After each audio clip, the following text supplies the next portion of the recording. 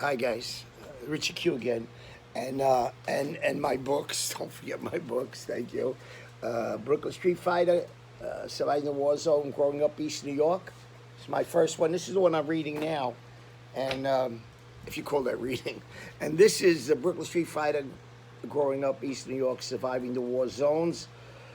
Starts in Brooklyn, back to Vietnam, and I mean back to it starts in Vietnam, it goes back to Brooklyn, which is like I said before, this got terrible, terrible. Okay, really went downhill after when I came back from the war. It was really everything was different. The people I knew, the friends I knew, they were all different. It was different. All right. So I mean, this one, like the last story was, the Puerto Ricans came down and beat the guy up at the rectory. This one, I said there'd be a ripple effect, and this is New Lots Boys versus the Brownsvill Puerto Ricans. The ripple effect. It was 1961. We did prepare for war. We knew there was going to be a war. We knew they're coming back. They're coming back in strength. There'll probably be black and white gangs from Brownsville, like the Bishops and Roman Lords, El Quintos and things like that. El Tones from East New York. So they're going to be a lot of guys coming back. They're going to try to catch us short. We knew that. So it's going to be a little difficult. I mean, it's freezing again. It's a week later. It's still freezing cold out there. You know, you couldn't get warm. You either had to go to the Triangle where everybody hang out, the older guys, young guys, or go to the boys club where we'd work out and fight and wrestle and do all that stuff, right? Or we go in somebody's basement. Well, this one day we went in, this one night, because the girls could go in here, we went to Frankie Pokey's basement where the girls could go also. So we had the women with us and everything, which was always somebody's sister, somebody's daughter. It was kind of a mess. They were all beautiful, but I loved the hell out of all of them. Just great girls. You know.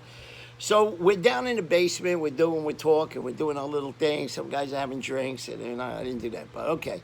So now Mousy comes running down the front steps, and he comes running down. He goes, "Oh shit, guys! There's 100." He said Spicks. There's 100 Spicks on the corner, And I'm like, really? Okay, let's do this. So in those basements, they really sell is they had a street door which opened up like an accordion and you went right onto the sidewalk, metal doors, these heavy metal steel doors. So Arnie's first. He gets up, he goes out, he opens the door and he hears boom, a shotgun blast, man. It was like, oh shit. And and so he runs back downstairs. He says, holy shit, I think they just hit a cop car. I think, but we found out later they did. They shot at a cop car that was chasing them, So now it's like, oh, these guys don't play, and this is the real deal, I'm going home. I'm afraid. No, I'm not afraid. I'm afraid, but I'm going to do what I got to do. So I tell everybody, stay here. Girls, stay here. You guys stay here. I'll get back. We want to go see what's going on. So I told Arnie, Arnie's one tough guy, Jewish guy, tough as they come, monster, So I said, Arnie, come with me. So we get out, we get out the front door on New Lots Avenue, which is like 2-3 blocks from the Triangle. So the Triangle is down to the right of us. And we look outside, and there's all kinds of cop cars on the corner near the Triangle, All kinds. I mean, so, I doubt if there's any Puerto Ricans at that point there, unless they caught some, So we run across the street to the park. I said, follow me, so, because I had a plan. I always got plans, what they're worth. So I see, we get in the park, and then Mikey Brill, they was older guys, a few years older than us, they could drive already. Mikey Brill and Ralphie Basio were there, and Ralphie, he became one of my best friends. I love the guy. He passed away, but what a great guy. So they come in the park. They go, what's going on? We heard these gunshots and everything, And we go, yeah, the Puerto Ricans from Brownsvill came down because I gave a guy beaten the day before, so I knew they were coming, So he said, well, what are we gonna do? I said, Mikey, drive your car around to under the L.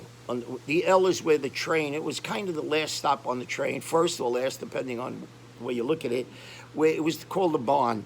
So the trains would go there, and they'd go right between the park, and at the end of the park there was like it was all covered with these steel pillars and stuff. Actually, the old Italian men, like my grandfather, they used to play bocce ball under there, stay out of the sun, and they do their little Italian bocce ball thing, you know. So I tell Arnie, follow me. I tell Ralphie and Mikey, follow me. Meet me on Hegeman Avenue, right under the L. So there's a hole in the fence. So we go through the hole in the fence, and I go to one of the pillows, right? And Foxy and I I used to put gas bombs I had 6 gas bombs. They were in the pillows, were like steel, but you could, around the side of it, you can hide anything you want, like a bat or a rifle or a gun or something. You know, they weren't like closed in. So I had 6 gas bombs. So in a couple of the pillows, you know. So I take 4 gas bombs. I give 2 to Arnie, 2 to me. We used to keep them in bags with Zippo lighters. So I had Zippo lighters there too. So I gave Arnie a Zippo, me a Zippo, and we had these 3/4 leather jackets, almost down to your knee, kind of thing, you know. A leather jackets with a flip, side pockets with a flip. We put 1 gas bomb in one, the other gas bomb in the other. Had a flip, so you don't want that to go off in your pocket, you know. So we get in the car, and I told Mikey, listen, go down New Lots Avenue towards the Biltmore. They're going back to Brownsvill. So we get in the car, and we're going down towards the Biltmore. When we get real close, we see like 50 guys hanging out in front of the Biltmore. So I told Mikey, make a right, go to Riverdale Avenue, which is the next avenue. It was like a triangle from New Lots and Riverdale, and it cut off like this. All right, so it got wider as it got up, you know, up to like Miller Ave and Bradford Avenue. Okay, so I tell them at Miller, stop right here and wait here for us. Right, Arnie and I get out, and we walk down really slow. We're walking down a block towards the Biltmore Hotel, the Biltmore Theater. As we're walking down, you know, we're walking closer and closer and closer. I take out a bomb and my Zippo, you know. We had wet the Molotov cocktail is a Coke bottle with 6 inches in the bottle, a rag, and 6 inches out, a nice thin rag, you know. And you wet the rag a little bit on the outside, you know.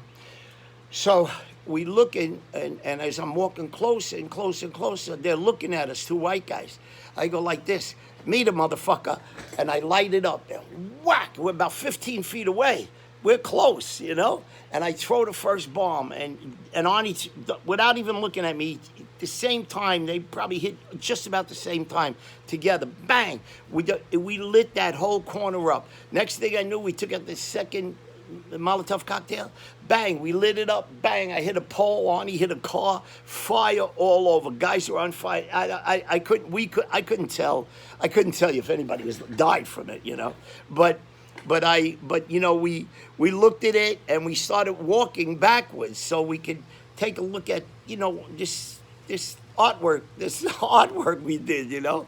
So as we're walking backwards, Arnie goes, I'm hungry. You want to get something to eat? Now, Arnie, he doesn't have a job. He has no money. I'm working like 2 jobs. I got money, and I'm always treating him, you know. I loved him to death, but his hygiene, he stunk. His hygiene was terrible. I give him clothes. You want to give it to me back? I go, no, I don't want those clothes. Are you nuts? You know. So, and his hygiene was terrible. Meanwhile, he had these. I had my gum-sole shoes on. I'm nice and dressed, chino pants, you know, loose. Everything is loose so I can move. He's got dirty, nasty jeans. His leather jacket was filthy and ripped. I don't know what the hell was on it. Soda stains, mud stains, mold stains.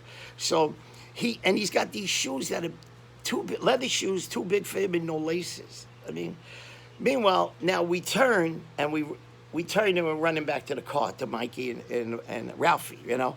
Meanwhile, I'm telling you something. If Arnie could beat me by 3-4 lengths. He was so much faster than me at running with the shoes with no laces. It didn't matter. I could try all I want. I couldn't keep up to this guy. So we get in the car, and Mikey goes, what are we going to do? I said, go to Fulton Rockaway. We're gonna go. What are you? He said, well, yeah. What are we gonna do there? I says, there's Mo. Come on, I'll treat you all. We'll have some chicken parmesan, little pasta, and antipasta, and and we can stay out of our neighborhood for tonight, because they're gonna round up. They're gonna round up any new less way they see. They're gonna round up. So it's either go eat or go home. So let's go eat at Mo's. They had the best chicken parmesan sandwich, man. It was really, really, really cool. So I mean, it's a story like that. Now they have to be careful. They have to be careful. I mean, again, it's the powers that be that caused this bullshit.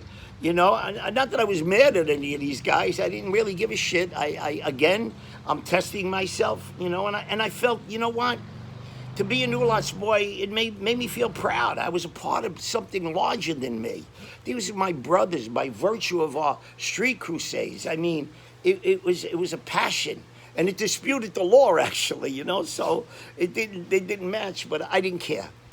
But I gotta say I'm a pretty lucky character. That I survived all this stuff. Where you're gonna hear some real nasty stuff. But this is what I left. I left the corner of the Biltmore in flames. Went to have my chicken parmesan. I didn't even break a sweat. I was happy as a pig in shit. I want to thank you all so much. God bless you all. Love you all. The old man loves you all. Look where I live. Look at this. Is this ridiculous? Big pool property. Oh, God. How do I deserve this? Thanks so much. Good night. Or goodbye. Or good morning.